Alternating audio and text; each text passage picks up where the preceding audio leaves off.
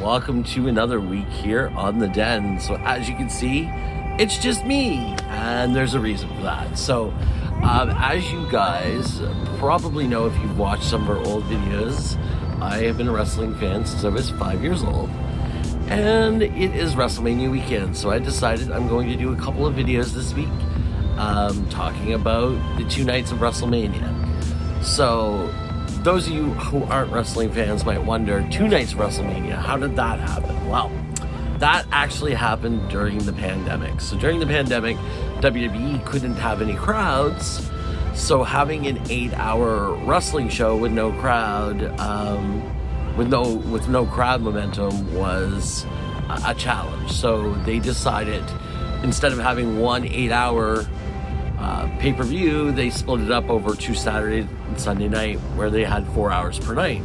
And that was one thing that stuck after the pandemic, because the fan reaction overall was good about having it split up over 2 days.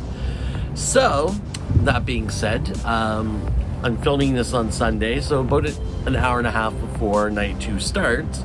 So this first video is only going to outline my feelings about night 1 and the results. So if you have not watched it and you are intending to, I will be talking about the results of the matches. So you may want to turn this off until you watch. But otherwise, if you're interested in hearing my take on this, then stick around. So let's start right off with the first match of the night. So I was actually a little surprised by how they started the pay-per-view. So the very first match of the night was John Cena versus Austin Theory for the US Championship. So I was a little surprised that this was the first match, but then again, it makes sense because WWE tends to like to start on a high note and end on a high note. So they thought this might be a good starting match to bring in the star power. This match for me was a little underwhelming. I was not as enthused with this match as I thought I was going to be. It just drug out and really was not... there wasn't enough storytelling behind the match to support it. So overall, this match was a little underwhelming for me, especially for a starting match. I mean, it did make Austin Theory look really good. Which is awesome because, you know, he's going to be one of the future of WB, I believe. And they seem to be heading in that direction with him. So, that being said, the outcome of the match, for me, I predicted that this match could kind of go either way, but I figured Austin Theory was going to win. And that is what happened. Austin Theory won.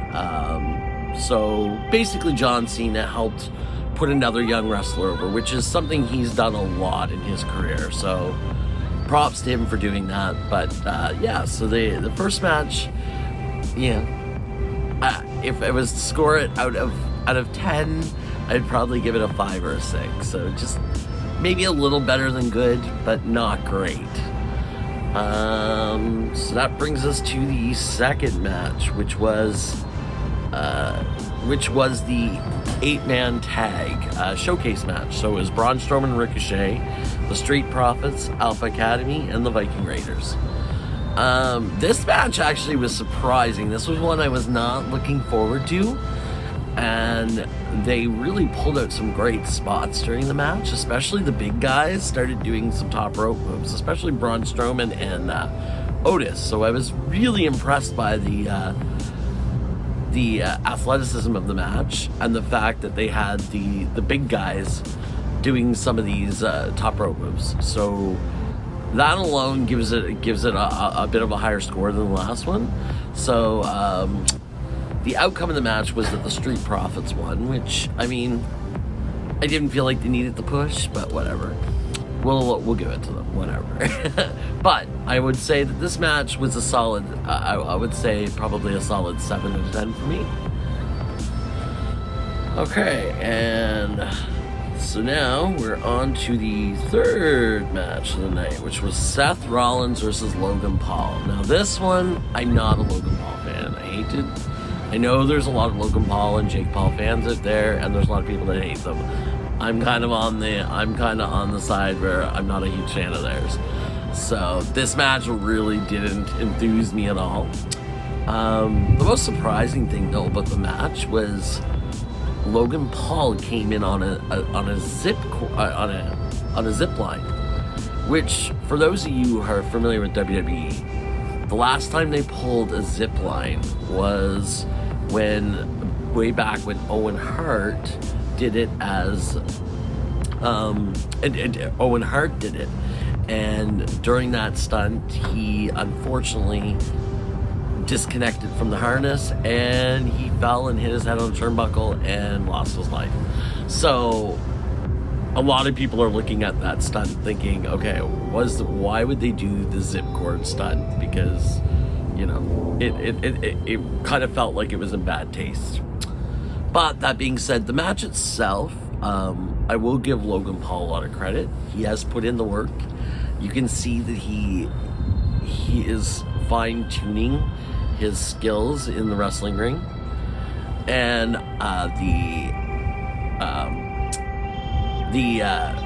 there was a twist in the match with the mascot being another influencer that helped him in the match. So there was a few twists and turns in the match which I enjoyed.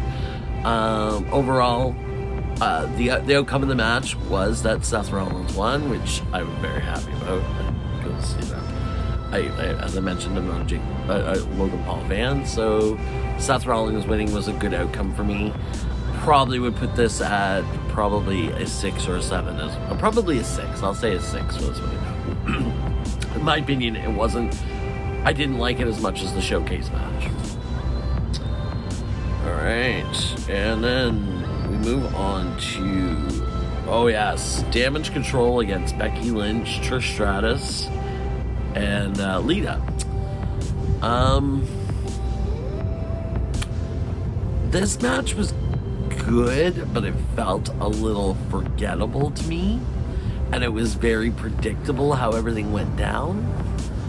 I really had high hopes for this match. I mean, it gave a lot of nostalgia for someone who's been a wrestling fan for so long, with Lita and Trish at a WrestleMania. But overall, the match kind of felt a little blah to me.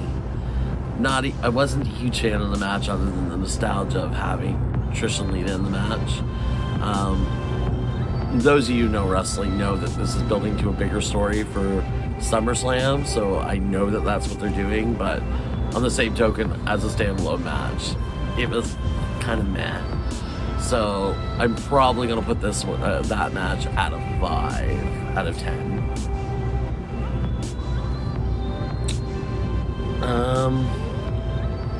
Rey Mysterio and Dominic Mysterio.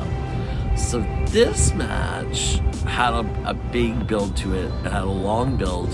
I think it paid off because they were very clever about the entrances. Because I expected that Dominic was going to come out and mock Eddie Guerrero in the lowrider, and when in fact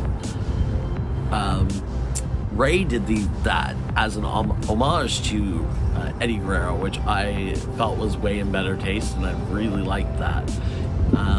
Snoop Dogg drove him to the ring in a lowrider. That's how they entered the ring. The match itself had some good points, and I always like it when they involve the wrestler's family when they're in on the storyline, because it just adds a personal touch to it. So, and Dominic has surprised me. He's got some major heel heat, which is awesome. I never thought he had that in him. When he first started, I was like, he's never going to make it. But he's got some awesome heel heat. He's doing really good as a heel. So this match, I think, paid off. And I'm going to say that this match for me was probably a 7 or an 8 out of 10. This is one of the better matches of the night, I think. Still not the best in my opinion, but we'll get to that. So the next match was the SmackDown Women's Championship, Charlotte Flair versus Rhea Ripley. This match I wasn't overly excited for, because we've seen Charlotte and Rhea before. The promos that the two have been cutting, in my opinion, haven't been great. So I wasn't overly enthused with this match. I was a little surprised it wasn't the main event, because that has always been the thing about winning the Royal Rumble, is that you're the main event of WrestleMania. So I'm surprised that they weren't the main event of night one. But then again, I'm also not surprised, but I'll get into that later. So this match pleasantly surprised me, and I was very tuned into this match the whole time. And as someone with ADD, it kept my attention the entire time. So the athleticism, the storytelling, I give this match was an A+. This one would get the highest rating so far, which I would say for me was an 8 out of 10. Now, after that match, Miz and Snoop Dogg, who are the hosts of WrestleMania this year, came out and had a little thing in the ring, and it turned into an impromptu match with The Miz and Pat McAfee, which I was quite excited about. I really, really miss Pat McAfee commentating and his energy that he brought to SmackDown. I really wish that he hadn't left and went back to work on football, but to see him back for the match and the energy, and you could tell he just has a passion for the business and he just loves it, and the fans just feed off of that. So this impromptu match, it wasn't as good as the championship match, obviously, but this match was probably a solid 7, just because it was so high energy and it kept me invested. And it was that little break I needed between the two main event matches. So that match was well done, 7 out of 10. Now, the final match of the night, and if you're a wrestling fan, the build up to this match has been huge, and I was actually part of the build up. I was in Montreal a few months back and was live on the floor watching Elimination Chamber. So I can tell you, the crowd in Montreal was the most electric crowd I've ever seen in my life. It was insane, the energy in that room. So this match had quite the storytelling. It was a year in the making, and it showed in this match. Like, I would say that both the Usos and Kevin and Sami did a good job with the storytelling during the match. The athleticism in the match was awesome. I do have one slight complaint, and there was one part of the match where it got a little repetitive, because it was just Kevin and Sami taking super kicks from the Usos for like 5 minutes straight, and I'm like, okay, this is getting a little old. But I understood what they were also doing.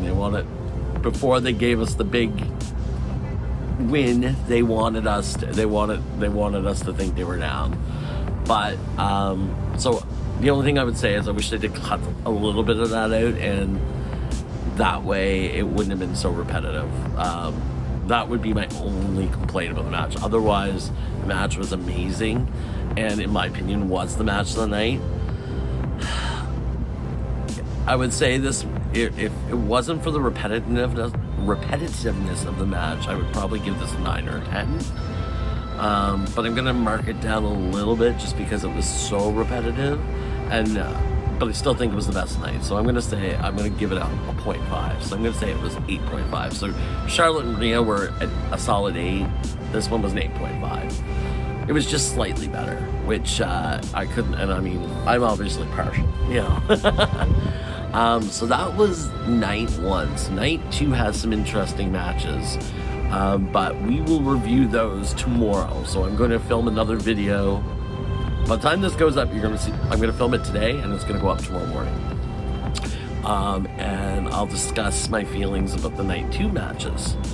But yeah, overall, I was pretty impressed with night 1. Night 2 has some big shoes to follow, but I think Roman and Cody at the end of the night, they're the main event of night 2.